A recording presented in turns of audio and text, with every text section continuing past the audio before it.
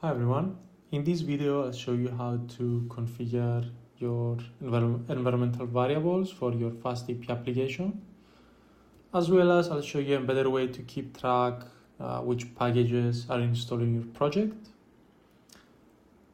So let's get started.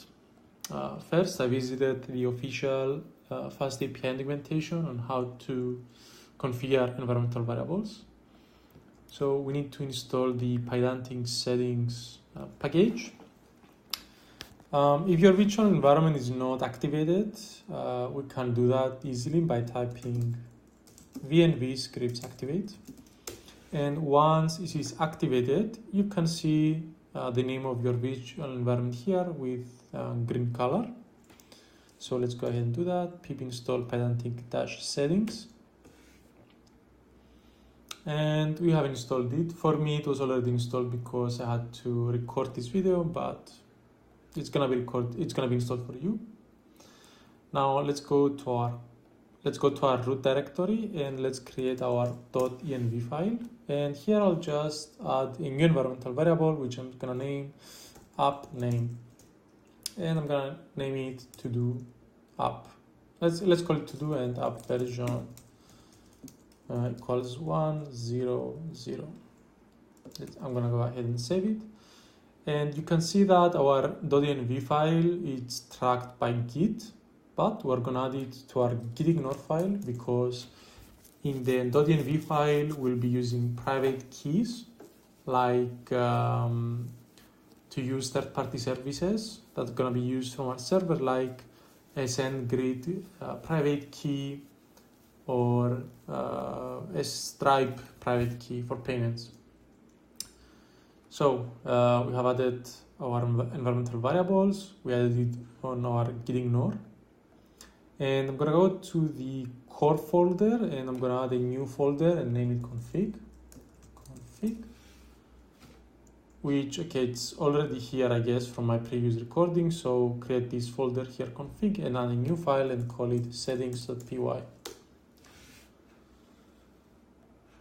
Now we're gonna import the base settings class from Pydantic. So we're gonna here copy this, paste, and also let's copy this template class, paste it here. And here, what we need to do, we need to import the host package, which is gonna help us read from environmental file. And here I'll just use a one-to-one naming convention from my environment file. So here I'll just add the app name and the application version. You can also add a default value to your environmental variables. And I'm gonna just use the host package to directly read from my environmental variable. So I'm gonna just say that this is gonna be host.env, and it accepts two arguments. The first one is the name of the variable, and the second argument is a default value that we would like to assign. So this is gonna be getEnv. And I'm gonna use the app version. I'm gonna leave it as an empty string. And here I'm gonna just do the same thing, but I'm gonna add an app version. And I would like to also add an init file in this directory, which is gonna indicate to Python that this is a package. And I'm gonna import my settings from settings, import settings. And we can do that. And I'm gonna just export the settings. Now, one quick thing to mention, I would like to also do an optimization here, because let's say, okay, so we also need to invoke this class, because currently if I were to import the settings class, I'll have to instantiate and every time that I want to use it. So I can add, let's say, like a factory method that is gonna return me the instance of this class, which is gonna be like def get settings. So it's gonna be get settings, and it's gonna return the settings class, the instance of this class. But the problem is that every time we are using this method, it's gonna reconstruct this object, which I don't really like. So what we can do we can define that the settings it's equals to then get settings, so we can use it once. And an additional small optimization that we can do, we can cache this function. So it's gonna cache the output of this function every time we use it. So we can go ahead and import LRU cache. So sorry, from functools import LRU cache, and I'm gonna just decorate this function, and now it's gonna get cached. Maybe I can do a separate video on what are decorators and how we use them. But for the time being, you can trust me and assume that this is correct.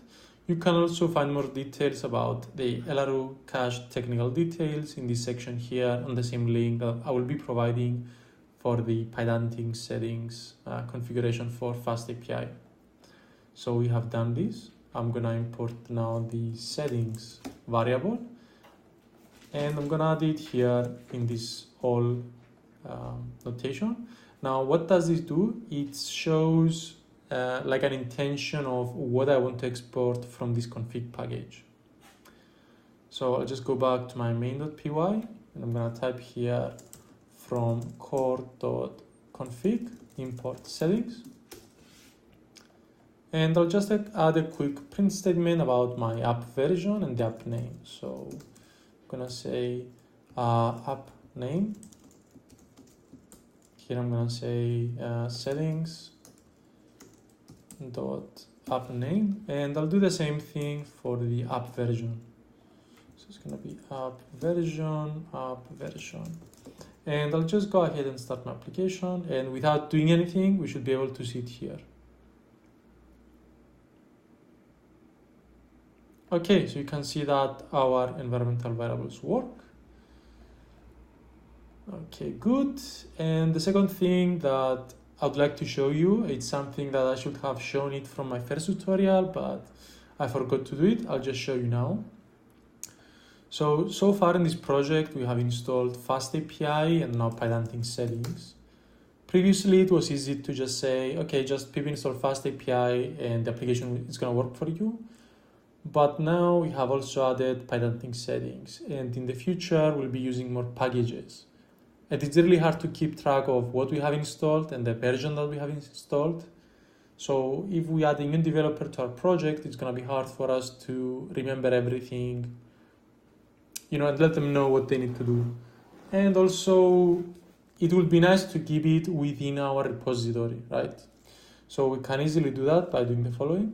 So if we type pip freeze while our virtual environment is activated, we can see what packages we are using. Now, we haven't installed everything from here, but it lists all the packages that are being used per application. Because, for example, here we have installed FastAPI, but for example, email validator might be a dependency of FastAPI, so that's why it's here. So you can see that we have FastAPI, and we also have the Pydantic settings. So what we can do now, we can just say again pip freeze, and we can type greater than requirements.txt. What this will do, it will take the output of this command and will redirect it to a new file called requirements.txt. So if I click here, we can see that all of our packages of this project are now properly here. And to show you that this will work indeed, I'll just deactivate this, terminate my application, delete my virtual environment. Okay, and if I try to start this again, this will definitely not work. Okay, it's not working. So we can just, again, create a virtual environment. So it's gonna be Python VNV. It's gonna create the virtual environment for us. So, okay, I guess it's still adding new stuff. Okay, it's ready. We're gonna activate this environment. So it's gonna be VNV scripts activate. Our environment is activated, and all we need to do now to install all of our dependencies is as follows. It's gonna be pip install -r, which means read from requirements. So it's gonna be like this. requirements.txt. So now you'll see all of our packages that we need for our project to install. Some of them are cached, some of them are not. But you can also see the package that is being installed from here. So in total, we have 40 packages, and we have installed 32, and this is the name of the package being installed. Okay, so now we are ready. If we go back to our debugger, hit play, we should be able to see our application starting and our environmental variables. Okay, so that works. Great. So in the next video, I'll show you how to use Docker to create our Postgres database. We will create our first SQL Alchemy model, which is gonna hold the to-dos. And we'll also install the Alembic, which is the Python migration database tool, to create our first tables. So that's it for today. Thank you very much, and I'll see you on the next one.